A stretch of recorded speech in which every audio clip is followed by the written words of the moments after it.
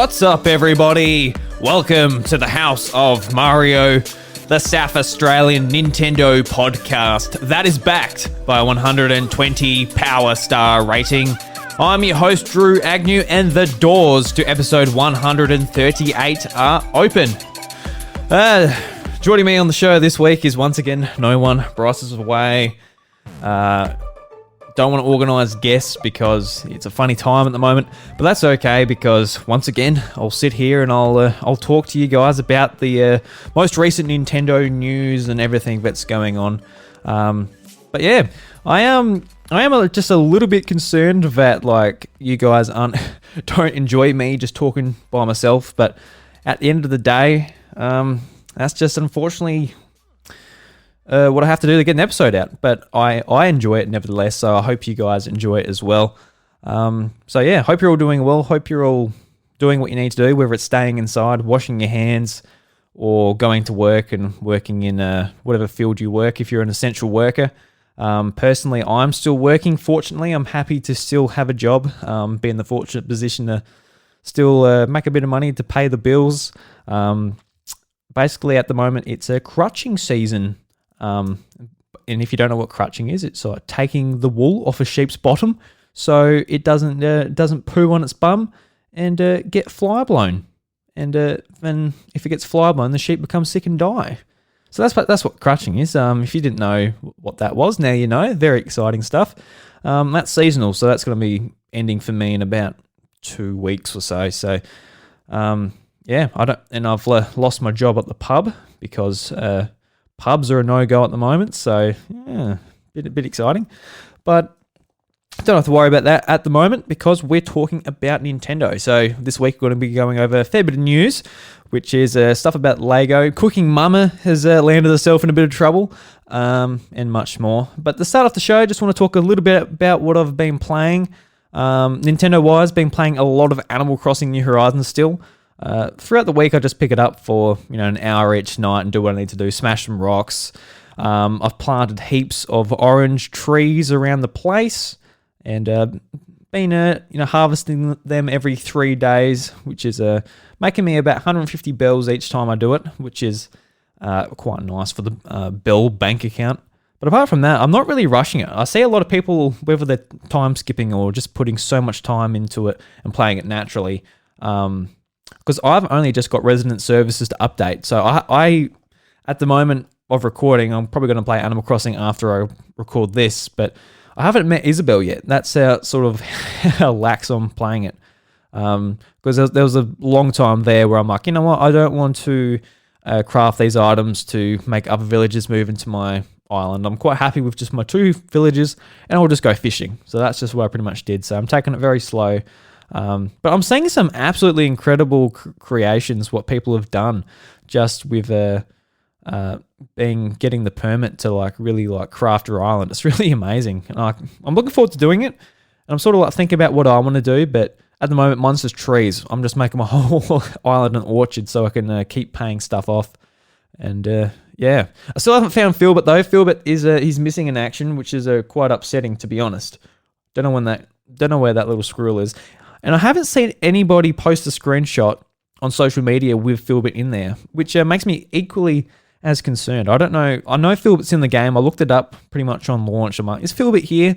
And according to the Animal Crossing wiki, Philbert is certainly in the game, but I haven't seen him in the game as far as screenshots go. So I hope he's there. If anybody has him and doesn't want him, let me know and I'll come to your island. I'll try and poach him. I'll say, hey mate, do you want to come to my island? I really love you. Yeah,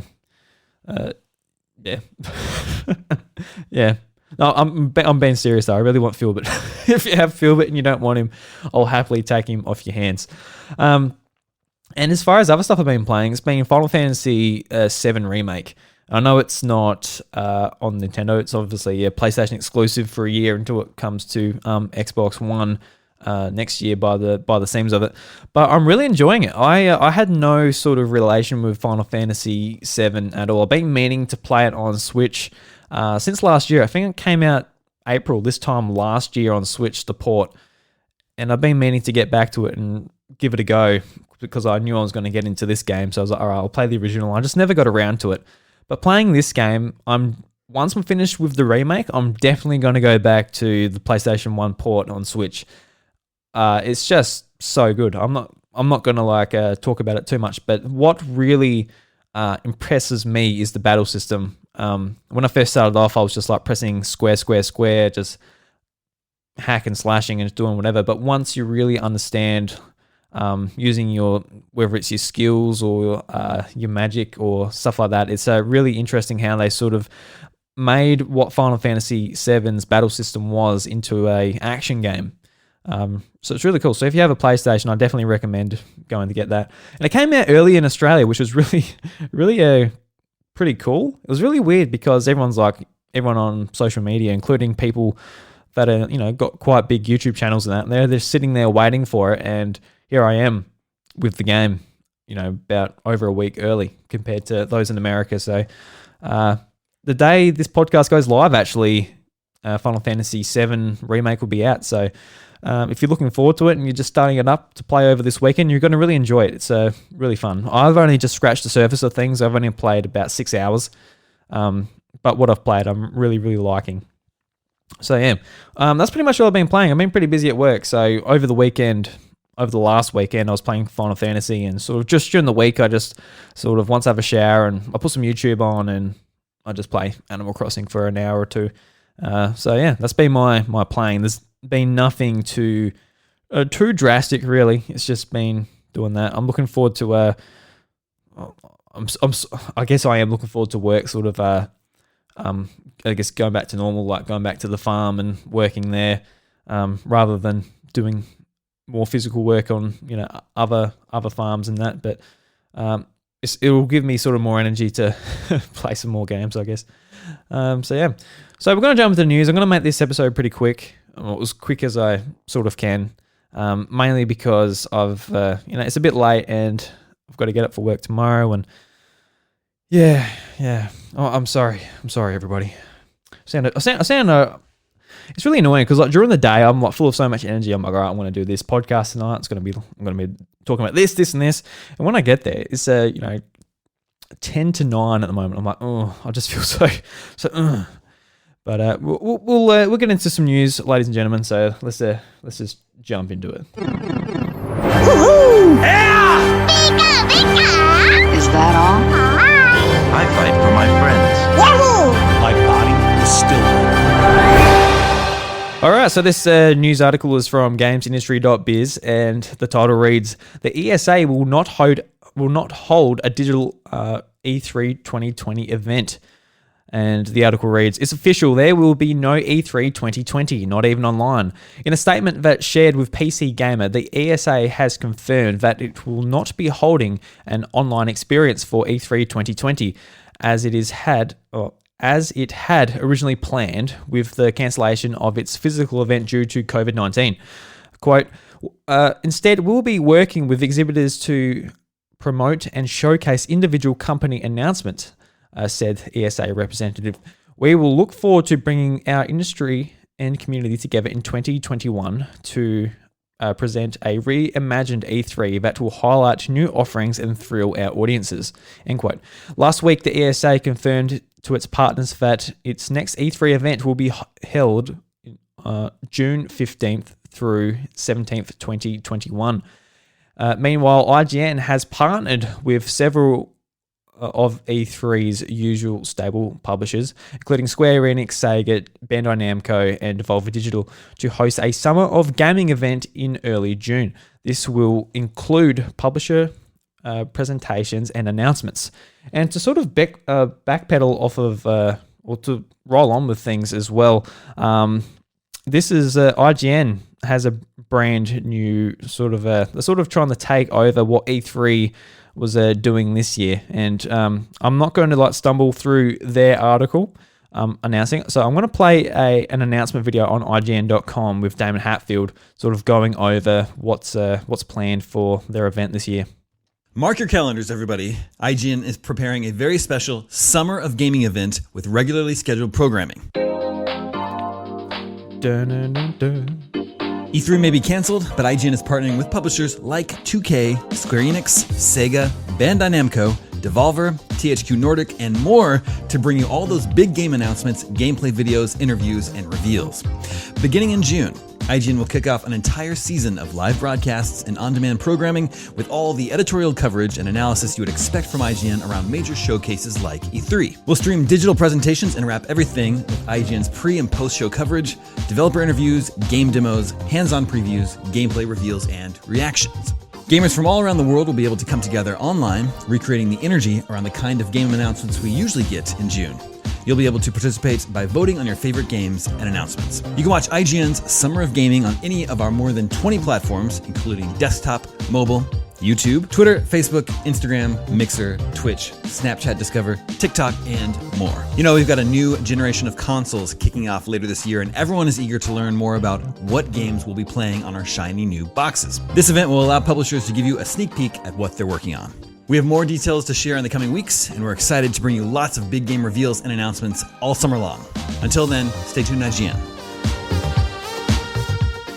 Alrighty, so it is really exciting that IGN is stepping in and sort of filling the shoes of what E3, what their sort of online event could have been. Basically, you know, there's something else playing.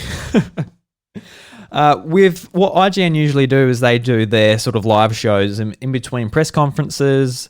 They've got interviews, hands-on, and all that. So they're sort of like extending what they already do into, I guess, a digital event to sort of try and replace E3. So I'm looking forward to it. Hopefully, it will show some good announcements and all that. And it is cool that one of the biggest fears I guess I have, or not fears, but just like concerns I have, is that I really do enjoy that E3 brings publishers together throughout the industry. And now with what IGN's doing, it will have a designated spot for multiple publishers to come in and just showcase their stuff to an audience of people that may not necessarily be interested. Because like I've said back in the day, like I might have come for Nintendo's press conferences, but I ended up sticking around for, you know, Xbox's conference where I'm like, you know what, I don't really care about the latest Call of Duty, which they always opened with back in the Xbox 360 era, and et cetera, et cetera. And that's how I sort of got into more gaming, just like seeing other sections of the industry where like, I like that, and I ended up buying it and getting into PlayStation or a different genre of game. And usually I keep a good lookout for like something new, something that I'll put on my wish list that I'll be really excited for. I remember Tomb Raider one year was something I looked at and was like, yes, I want that. Rayman, I think it was Origins at the time. Like, yes, that looks awesome. You just pay attention to what every publisher's doing and you like cherry pick from every single one. Whereas, if they're all separate, I don't know if I'd go and check out a Ubisoft press conference if it's just randomly put any time of the year. Same with a EA press conference. I'm like, I'm not going to go and check out these individual things, whereas I probably will be drawn to, say, obviously a Nintendo one or a Sony one, or I'll at least check the bullet points for an Xbox one type of thing. But yeah, it is cool that they will be sort of all in one place. And E3 will be returning next year, and it'll be around my birthday, which is always fun. That's why I love it. It's such a great month, June. I actually love it. Like, it's nice and cold here. You come home, you got the fireplace on, and, you know, catch up with Bryce, check out all the announcements. It's usually my birthday, so it's a good excuse to get out some Captain Morgan or a nice drink or something, and just enjoy gaming and enjoy winter. So really good. Looking forward to seeing what IGN do. I usually check out their coverage most years. They really do wrap it all up with interviews and all that. Along with Kind of Funny, Giant Bomb do an awesome job. They do like behind the scenes, or not behind the scenes, but they do like a podcast which is like 3 hours long each day. They just get random people to come in. A lot of it's like, you know, there's Phil Spencer. He always comes on every year, and it's really interesting. It's really cool. So yeah. We'll move on to the next news story. So this is one that was put a bit of controversy up during the week, and it finally got resolved. And this is from Screen Rant of all places, and this is exclusive. So Cooking Mama Cookstar eShop controversy explained.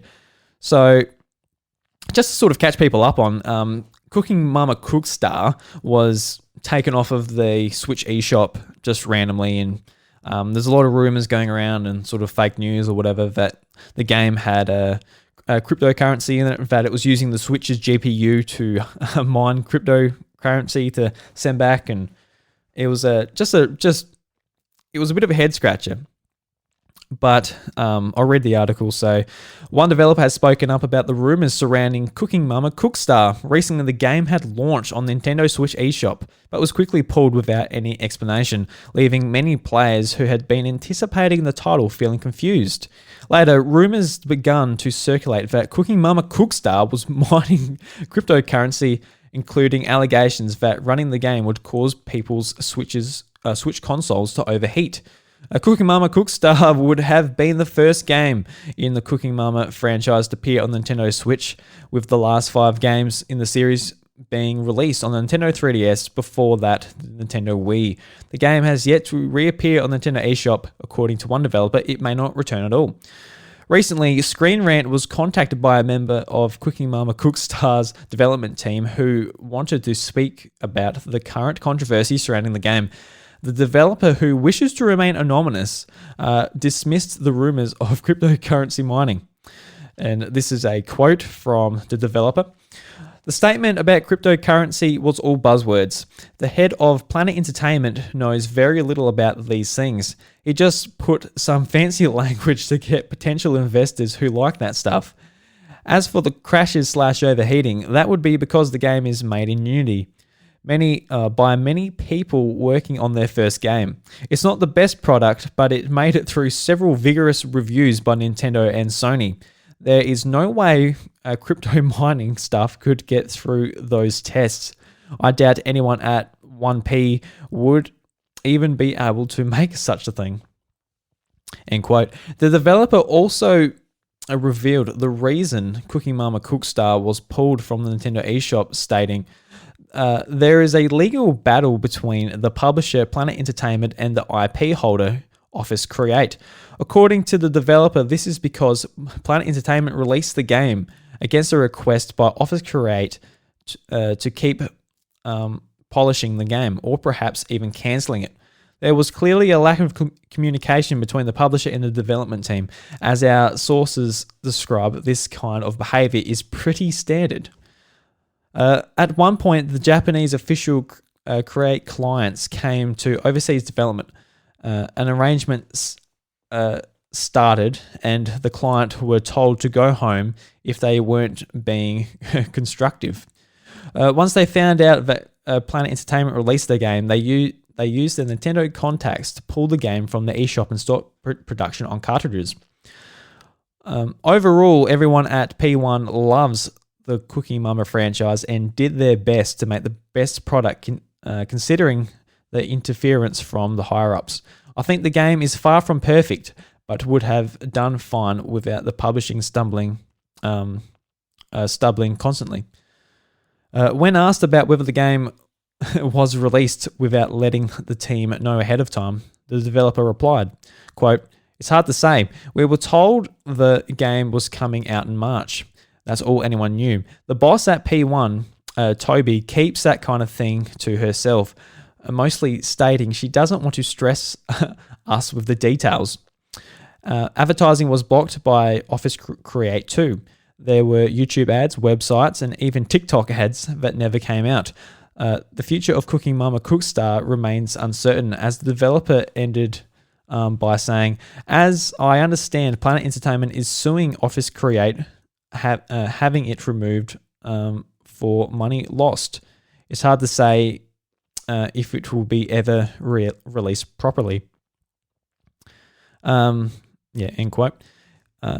It's a shame Cooking Mama Cookstar may never see the proper release date, especially after hearing about how the developers worked so hard only to have their product pushed into the public eye before it was completed. It is nice to put the rumors of cryptocurrency mining to rest, and hopefully all the effort put forth by these developers will eventually see the light of day, but only after the game has been completed and Cooking Mama Cookstar no longer runs the risk of overheating Nintendo Switch consoles. So yeah, it was wow. So that's the end of the article, and it was just a really crazy thing to sort of witness over the week, mainly because it's a Cooking Mama game, and Cooking Mama is probably one of the franchises that you would least expect to be a part of such a such a controversy. And the idea of when people were saying that the game is being used to mine cryptocurrency, it was just a really weird thing because you wouldn't expect the Switch of all consoles or computers or machines to be the target for something like that, because it's just a it's pretty weak hardware compared to the computers that a lot of people use to mine cryptocurrency. So it would have been doing it at such a slow rate that I don't know whether it would have even been worth it. But interesting nevertheless. So yeah, if you can find a physical copy of a Cooking Mama Cook Star at a local retailer, whether it be EB Games or JB Hi-Fi or something, I would say go and buy it, because the printing is so limited that the game is selling for about $150 to about $250 on eBay at the moment, from what I've seen. So if you see a copy in the wild, buy it. You might be able to spin it for a quick buck. All right, so moving on. This is from pressstart.com, and this is about the Lego Super Mario starter kits and expansions, and they've just got a release date. So the article reads, after being announced a little while ago, Lego has announced that Lego Super Mario starter kit and the 2 expansions will be releasing on August 1st. Pricing has been confirmed for the starter kit in Australia, and it'll set you back $89.99 from Lego's official store, and you'll get 2 smaller expansions for free. You can grab it here, which is the link. The first 2 expansion sets have also been announced and priced. The Piranha Plant Power Slide expansion will set you back $49.99, whilst Bowser's Castle Battle Expansion Kit will set you back $149.99. Jesus Christ, that is a big... It is a big expansion. So it shows the Bowser expansion, and it's like Bowser's Castle.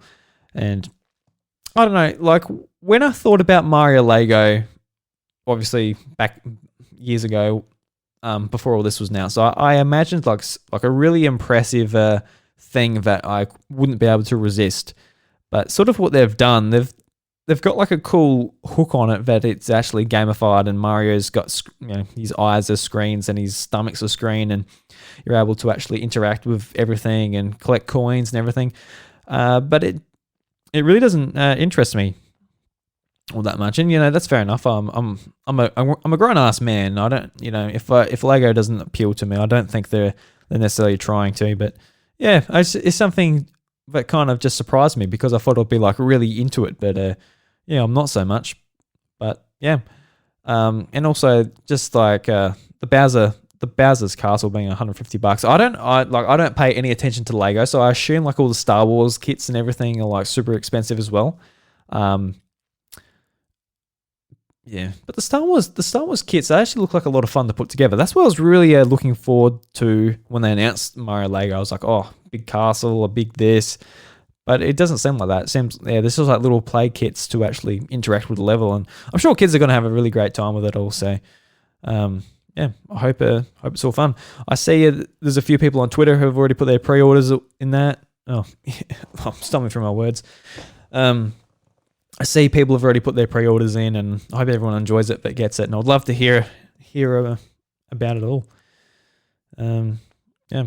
So Animal Crossing's got a patch, and basically what's happened in the patch is they've lowered the rates of the bunny day eggs that you find through fishing, because it was a bit ridiculous. It wasn't that much fun. I'm just going fishing. I get an egg. Okay, cool. Get an egg. All right. Get a crappy fish. Okay. It was funny.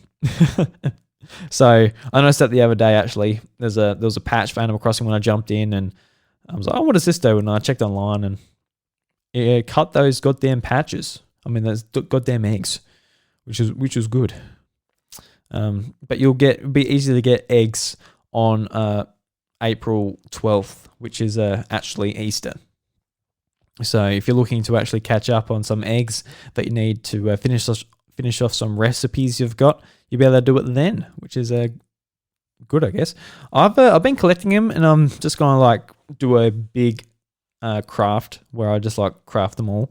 I'm not that worried though, because I think everybody kind of agrees, but all the Bunny Day stuff looks a bit whatever. I'm not really into the whole aesthetic, but the collection aspect of me goes, all right, you want this. All right, so I'm gonna have a bit of a swig of water here.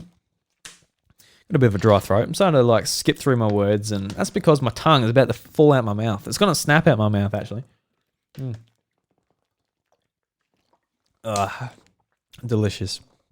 All right, so this article comes from Nintendo Life, and the title is "The Pokemon Company Threatens to Permanently Ban Players Who Deliberately Connect from Battles." So last week, news surfaced about an exploit in Pokemon Sword and Shield on Nintendo Switch, which allowed players to disconnect from competitive matches right before their opponent could take out the victory. This also stopped players from losing or gaining points. It seems the Pokemon Company has now confirmed all of this and has decided to issue a stern warning to players who abuse this bug, explaining how it will not hesitate to temporarily or permanently ban individuals from online play. And this is their statement. "We are able to confirm that a number of players have been disconnecting from the internet to manipulate their win-loss records from online battles and tournaments. From now on, if we determine that players abuse this bug for their own gain in online battles and tournaments, we will not hesitate to permanently ban or even permanently ban players from accessing online play in Pokemon Sword and Shield." And that's the end of their statement. In a short space of time, this exploit became a well-known bug within the competitive Pokemon scene on social media. One video demonstrating how to disconnect from a match even had been viewed more than 50,000 times before the bug made headlines. So, first of all, if you're doing that is pretty crap. Like, there's a lot of there's a fair few exploits in Pokemon Sword and Shield, through changing the days, the time, sort of manipulating sort of raid battles to get what you want. There's a pretty extensive exploit to get 100% shinies, and people are hosting shinies, whether it's on Twitch or just with their friends, and their friends will catch the shiny Pokemon or the desired Pokemon they want, and then the host will restart. They can start up their Switch again, and then bam, the shinies there. The friends can come in, and they can basically catch unlimited shiny Pokemon. I don't have a problem with that. It's kind of a pain in the ass to do. So if you want to sit there and do that, that's fine. If you just want to farm shinies. But when it comes down to actually like doing a Pokemon battle, and if someone wins fair and square and just like the other person just exits out and they don't get their win because of that, that is crap. So it's good that Pokemon Company has made a very stern stance on this, that you will be banned because it's awful. There was a Pokemon battle I had where I was using a Lantern. I was versing a Rotom. I forgot what it was. I think it was a Rotom Heat. So it was a Ghost Fire type, and I think that they used Thunderbolt on me, but Lantern has the ability Volt Absorb, and so I basically. Oh no! What they did is they volt switched into my Lantern because they wanted to do some damage on me and to switch into another Pokemon that wasn't going to be really weak to my Pokemon. So he used Volt Switch. My ability absorbed their move, so he didn't get the switch. So the Rotom was still in play, and I was able to Hydro Pump and just knock it out straight away. And as soon as that happened, they just quit the game. It was really funny. It was absolutely hilarious because they just got absolutely schooled because they didn't understand. Well, because Lantern's not a common Pokemon in the competitive scene, so they wouldn't have seen one before and sort of understood what its ability is. Yeah, it just made me laugh so much. But they just exited the battle, so I didn't get a win. But it was funny enough, but it didn't matter. But if you're at the end of the battle and it's like, all right, I lose, bam, go to the menu. That sucks. So yeah, that's good. So this is from Press Start. So Uniqlo is releasing a 35th anniversary Super Mario collection. Uniqlo has announced that it's releasing a new collection to celebrate Super Mario. Oh, before I start, Uniqlo is a clothing brand, so this is for t-shirts. Just for those who don't know. The collection features a range of t-shirts from old school Mario down to the latest Super Mario Odyssey design, as well as a number of other characters from the Super Mario franchise. As it stands, the set is to release in the US and Europe tomorrow, but isn't listed on the Australian site yet. Each t-shirt will cost roughly $22, and as you expect, it would make its way down to Australia at some point. So obviously you won't be able to see these, but they're pretty cool designs. They actually released a bunch of Nintendo designs, I want to say a couple of years ago, and when I was in Melbourne for PAX, I went to, don't know what store it was, but it was one that stocked Uniqlo t-shirts, and I bought like a bunch of them. They're really cool t-shirts. I got like this just white t-shirt with like a chest pocket, and like there's a warp pipe coming out with like Mario's head, and there's just like, it's just kind of like subtle designs for the most part. I've got like just a bright red shirt with like Pixel Mario like sort of striped across it, and my mum was actually like, "Oh, that's a good shirt." I'm like, "Oh, thanks. Yeah, it's got like Mario there." She's like, she could not see Mario over it. It's just like it was hidden just well enough, but you can see it if you look at it right. So yeah, I definitely recommend going and checking out these t-shirts if you're interested in some of these designs. If you're like me, you've probably got way too many pop culture t-shirts, if you know. But these are a bit different too because they come in different colors. Most of mine are just like black with a said design on it. I'm actually wearing a black kind of funny t-shirt at the moment. So yeah. All right. So next news story. So this is from Nintendo Life, and this is for the Japanese sale charts. So Animal Crossing New Horizons surpasses Mario Kart 8 Deluxe lifetime physical sales, which is absolutely crazy, because we all know the juggernaut Mario Kart is. So Famitsu's Japanese chart figures are now in for the 30th of March to the 5th of April. Revealing that Animal Crossing New Horizons is still having a wonderful time at the top. The game sold an estimated 4,023,000 copies in the region last week, taking its Japanese physical sales total to just over 3 million. Amazingly, this means that just after 3 weeks on sale, New Horizons has already surpassed the lifetime physical sales total achieved by Switch's evergreen giant Mario Kart 8 Deluxe in the country. Animal Crossing's third week success also keeps it at number 1 in the sale chart, comfortably holding off PS4's big release this week, Resident Evil 3. And it has a list of this week's sales. So Animal Crossing is at number 1. And apart from number 2 and number 3, which is Resident Evil 3 on PlayStation 4 and One Piece Pirate Warriors 4 on PlayStation 4. The rest are all Switch games, which is, quite impressive for the platform that it's got 8 of the top selling games in Japan for the week. The others being, so starting at number 4 is the Switch version of One Piece Pirate Warriors 4. Number 5 is Mario Kart 8 Deluxe. Number 6 is Super Smash Bros. Ultimate. Number 7 is Pokemon Sword and Shield. Number 8 is Minecraft. Number 9 is Pokemon Mystery Dungeon. And number 10 is Ring Fit Adventure, which is still going strong, and it's gaining even more traction because of what's going on and people being stuck inside and needing some physical activity. But yeah, it's Animal Crossing still going strong, and we're going to get financial results very soon. I think on the 11th of April. So we're going to be getting them next week sometime. And just keep in mind that just physically, not even counting downloaded, and I would say downloading is probably the most preferred way for Animal Crossing, just because it's like you pop in, you pop out kind of game. the sales for this are going to be incredible worldwide. It's just, I know Japan is pretty much the target demographic for Animal Crossing, just because of its pick up and play gameplay and being on a portable and all of that. But my God, these sales it's going to be, I can't believe it, but it's going to, in the first month, it's going to smash 10 million, I feel like. With worldwide sales, with physical plus download copies, it's going to be absolutely unreal.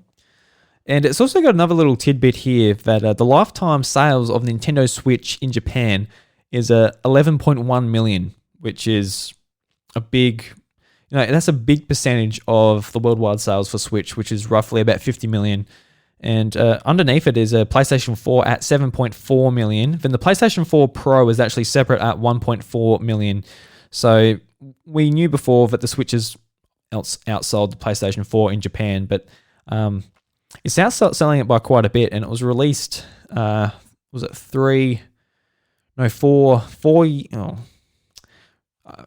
3 and a bit years after PlayStation 4. So that's really impressive.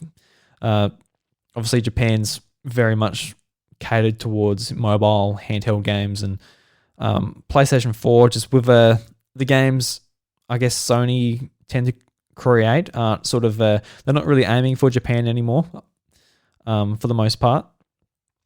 But yeah, still really impressive to see. And actually, I didn't read this before, but Xbox One S is 21,000. Then Xbox One X is 19,000. Oh God, poor thing. Poor Xbox. I really do wish Xbox was more successful in Japan. I'd love to see Xbox just really take off, because I guess competition's always good, but they're just having such a hard time just catching on. Even at their E3 press conferences where they say these are the Japanese games coming to Xbox, and Phil Spencer, I think the team there are really trying hard to sort of win Japan over still, and get Japanese games on the platform. But yeah, it's disappointing to see. I hope things pick up for Xbox with Series X at the end of this year, because to be honest, I'm a little bit swayed that way, but don't know. I'll save that discussion for another day anyway. So this is the big one that landed last week, which I literally just missed after recording last week's episode by myself. And that's kind of why I left the episode so late this week, because I'm like, all right, I may as well try and scrape up all the news I can, because I know I need something to talk about by myself. But so this is heavily rumored, and it's taken with a huge grain of salt. But yeah, I'll get into it. So this is from VentureBeat.com, and the title is Nintendo is making 3D Mario remasters for his 35th anniversary. So the Super Mario series is turning 25 this year, and Nintendo has big plans for the plumber's birthday. That includes updating and bringing back most of his iconic games for Nintendo Switch, according to a report from Video Games Chronicle, full stop. Eurogamer is backing up that report, and GamesBeat can as well. The core of the report is that Nintendo originally planned to focus on Mario's 25th anniversary at E3 in Los Angeles in June, but organizers cancelled that event due to the spread of the coronavirus. Nintendo is going ahead with that promotion, and it will likely hold a direct style event to promote all the details. That includes info on remasters, a Paper Mario game, the upcoming Mario film, and Universal Studios' Super Mario World theme park. Anyway.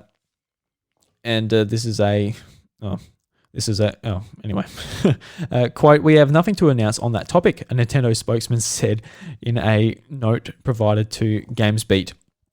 For the remasters, our source is telling us that Nintendo is pursuing something like a Super Mario All-Stars 2 for the 3D games. This would include Mario 64, Super Mario Sunshine, and then Super Mario Galaxy. It is likely that 3D World may get its own separate deluxe style release, while it is possible that older 3D Mario games could come in a single compilation. It's also likely that Nintendo will release them individually as it did with Zelda remasters. I reached out to Nintendo and will update if the publisher responds. I guess they did, and they said nothing. This is for the Paper Mario game. The Paper Mario game, meanwhile, represents a return to that franchise's roots. That means something closer to the Nintendo 64 and GameCube games, which are beloved, and leaving behind the baggage of the more forgettable entries in the Wii U, on the Wii U and the 3DS. Finally, expect Nintendo to fill out Nintendo celebrations in other ways as well. This could mean even more Mario games on Nintendo Switch Online service, subscription service, for example. Nintendo wants to make the Switch a great system for Mario fans, and we should start to see that soon. So just to start off with the fact that this is a rumor, take it with a grain of salt. This is obviously very exciting if this is real, but take it with a grain of salt. But what makes me sort of lean towards the side that this is probably real and going to be a real thing, is that the last few rumors just around the Indie Direct and the Nintendo Direct Mini, the dates for those were correct. So obviously there's some information getting out of Nintendo somehow, whether it's just journalists asking or someone inside leaking it or whatever. It doesn't really matter. But that sort of makes me go, okay, this is probably real. But as far as if it is real, I'll be absolutely through the moon. Oh man, I'm getting all my sayings and that mixed up, but I'll be absolutely so excited about a Super Mario, especially a 60 Mario 64. If that game comes out and it's just widescreened and made HD, that'll be cool. Okay, I won't be that excited, but I'll play it. But if they remake Super Mario 64 in the say the Odyssey engine, and you can play the game, and whether they add in sort of the stuff they did with the DS port with the characters and the 30 extra stars, I don't know. I really enjoyed the DS port. I think it was really good, but a lot of people sort of didn't like it because it used the D-pad instead of the analog stick, which was pretty much the bit of that controller that game was designed to show off, which is kind of ironic. But when I was a kid, I didn't really care. Well, I didn't care at all. I didn't really notice until I got older and I started listening to podcasts and people said, I never played it because it had a D-pad. I'm like, oh, well, that's a shame because that was a really good port with some really cool abilities for every character, had its own ability. And you could play as Yoshi. I mean, come on. You could play as Yoshi, and I said Yoshi. I always used to say Yoshi when I was a kid, but I guess it's Yoshi. Everyone says Yoshi, so now I got to say Yoshi. I don't know if I'm wrong or that's an American thing or that's how you do say it or whatever. Doesn't really matter. But yeah, Super Mario 64 would be absolutely fantastic remade. I would be through the moon if they were to do that. Super Mario Sunshine, that's the game, I've said this hundreds of times, but I didn't have a GameCube growing up, and I've gone and I've downloaded on emulators to look all nice and HD. I've bought it and played it on on my actual GameCube, but I've never really sat down and given Super Mario Sunshine just, I guess, the attention it deserves. Mainly because I'm always looking for the next thing. There's always something to get my attention or whatever. But if they remake it and sort of fix some of the camera problems and make it just look beautiful, widescreen, HD, maybe even completely remaster it in Mario Odyssey engine, that'd be really cool. So I'll be absolutely through the moon. So that would be a really good opportunity to finally experience Super Mario Sunshine somewhat properly for the first time. And Super Mario Galaxy, that is a perfect game. That is Mario Galaxy 1 and especially 2. Those are games where I'm they are perfect. There are other games I absolutely love where I'm it's okay. It's not a perfect game. For example, I absolutely love The Legend of Zelda Twilight Princess. I think it's an amazing game, but I couldn't point to it and say that is a flawless game by any stretch of the imagination. But Super Mario Galaxy, that is a perfect game, and even just a simple port, it would be really, really awesome to have on Switch. if you remember, the game was ported to Nvidia Shield, I think like a year or two ago, to be sold in China. That was sort of Nintendo's first hurrah into getting to the Chinese market through the Nvidia Shield. And as we all know, the Nvidia Shield sort of works on similar hardware to the Nintendo Switch. Obviously, the Tegra X chip is in the Switch, so it's all very, very similar. So I was sort of like waiting for these Wii ports that came to the Nvidia Shield to eventually come to Switch. So I don't know whether that's going to be this or it's going to be remastered. Personally, I'd love to see them remastered. That'll be a lot more exciting. If they're just all simply ports, that's cool. We get the opportunity to play them again on a handheld, or even just on a HD TV, like Super Mario Galaxy, just as it is in HD. Really nice looking game. It's just really pretty and vibrant. It's just a fun place to be.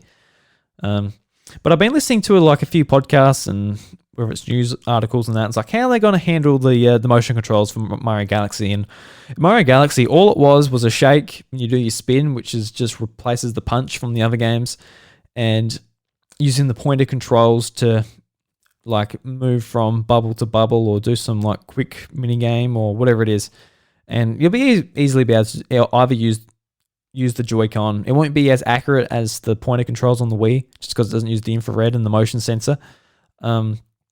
Or I would imagine it would just be simple enough just to use the second stick and just use that. I don't think it'll be a big deal at all, really.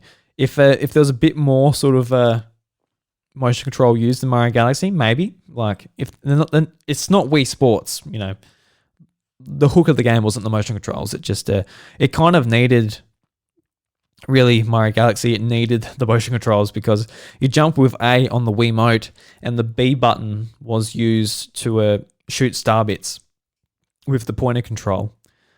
It didn't really need it or anything, but like it didn't really have a punch button right there. You couldn't like stretch your thumb down to the 1 or 2 buttons. Using the D-pad would have been just pretty poor.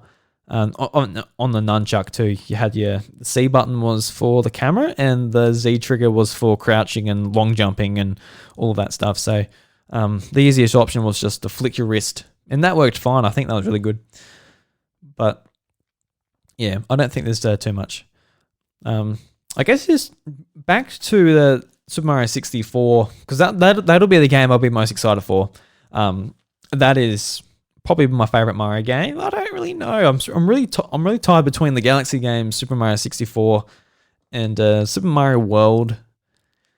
I don't know. They've all got like certain qualities which I absolutely love. But when in this is spoilers. Yeah, spoilers for Super Mario Odyssey for when you finish the game.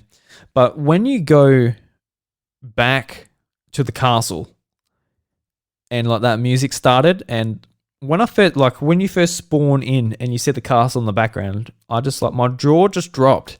It was a moment in gaming I don't think I'll ever forget. I'm like, oh my god, I get to go back to the castle. And I just like ran there, went in, and just explored everywhere around. I just absolutely loved it. And going down to like the Boo Garden, and the graphics of Super Mario 64 are still like there. Like the game changes to like Super Mario 64 graphics, but just HD and looking pretty.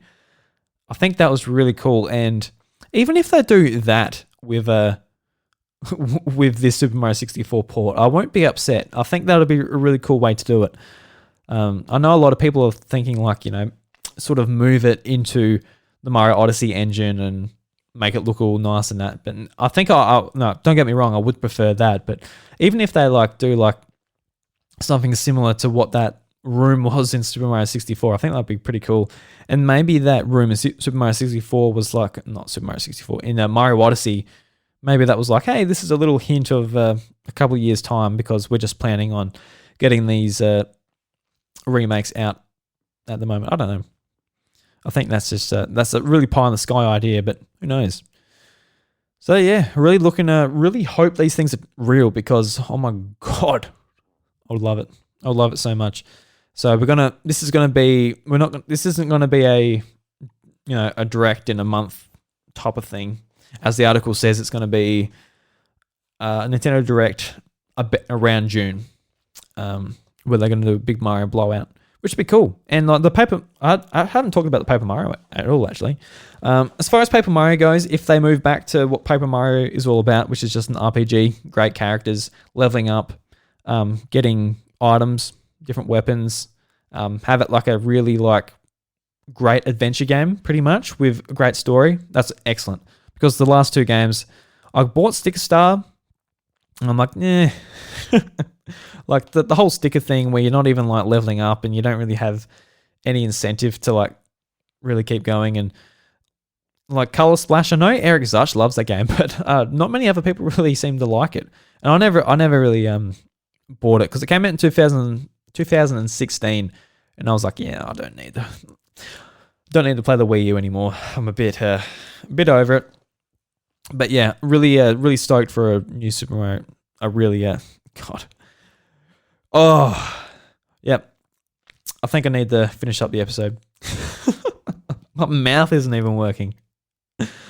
So yeah, I'll finish up the episode. Hope this is real. Give it to me, Nintendo. I'll spend my money on it. I guess there's one thing as well. Like, people are saying that it's like a collection. Like, as much as I would love them to come out and say, all right, Super Mario All-Stars 2, like, how epic would that be? How epic would that be? That'd be absolutely amazing. Holy shit, I'd be through the moon. Not only because it's just, you know, a sequel to one of the greatest packages in gaming ever from the Super Nintendo. It's just great value as well. You're getting like just excellent games from one of the most powerful franchises in gaming. It's just be phenomenal. But we know Nintendo. Can you see them doing that? I can't. I can't see them unless they are just like, all right, they're ports. Here you go. It's like, are they really going to put all the effort in to remake at least 2 games and like do some pretty serious work to Super Mario Galaxy and put them all together? I don't know. I don't know. It's kind of hard because like obviously they remade Wind Waker. That's a full price game. They remake lots of games and just put them out piecemeal. So I can't really see it, but it would really be cool because with All Stars 1, they redid the art styles for all of the games to make them all look the same, so they're all synchronous together in one package.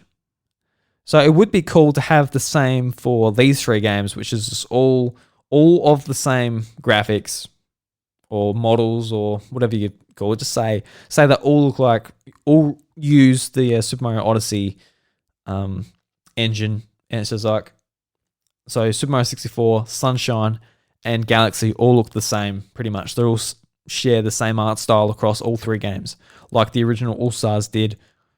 I think that'd be really cool. Actually, I think that'd be beyond cool. Holy shit. And if they release like a custom Switch, which is like an all red Switch, like I'll be all about it. And actually, now that I say that, I've been sort of like, when they announced the Switch Lite and there was no red, I'm like, why is there no red? Maybe they're holding a red Switch Lite Mario console for like this, to really like push the Switch Lite and hopefully do like the original Switch as well, like put a really nice bundle for that out as well. Yeah, I'm just thinking off the top of my head, because I can think, but not much is coming out. Anyway, I will end now. Thank you guys very much for listening to the House of Mario episode 138. I know this episode was pretty rambly and all of that, but I definitely, like, I was laying in bed. I was like, oh, maybe I just won't do an episode this week. Maybe I'll just leave it. But no, I want to keep going, because if I want to create a podcast, and now with everything that's going on, just like, all right, it's too hard, stop. You know, I shouldn't be a podcaster. So no matter sort of how hard it is, no matter how co-hostless I am, and all of that stuff, I'll keep doing it. I'll keep doing it because, you know, I love doing it. Absolutely love doing it. I just quite often I want to do it to the best ability I possibly can, and when it's like late and I'm tired, it's not going to come across like the best quality that I can. But it's going to be what it is, I think. So if you got to this point, thank you very much. And I hope you have a great week, a great weekend. And I'll see you next week for an episode. Hopefully with someone else. Hopefully, oh, even if I'm not by myself, I hope I'm just like a bit more awake and my mouth works a bit better. So if you want to follow me, you can follow me on Twitter at iDruby. You can follow the show at The House of Mario. And this week's Nintendo Jukebox is by Retrospector. It's a Super Mario 64 Bowser's Theme remix. And I think it's a banger. I think it's really good. I really love Retrospector. He does great work. And we've shown off quite a few of his remixes. He's fantastic. So, here we go. Until next week, everybody. The doors to the House of Mario are closed. Catch you later.